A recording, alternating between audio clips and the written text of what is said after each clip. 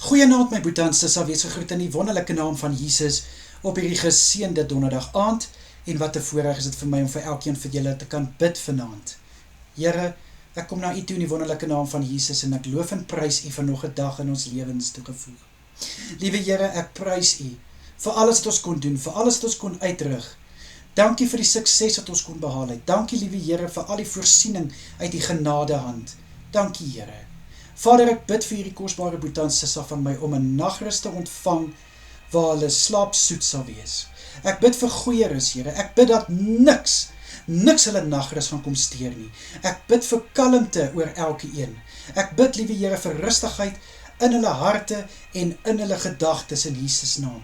Ek bid vir drome van voorspoed, drome van blydskap in Jesus naam, dat hulle môre weer verfris en versterk en met 'n dankbare hart sal opstaan.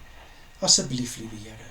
Vader, beskerm asseblief elke een deur hierdie nag en hou vir hulle veilig. In die kosbare naam van Jesus is dit my gebed. Amen en amen. Julle moet baie lekker slaap en gaan julle wel. Totsiens almal.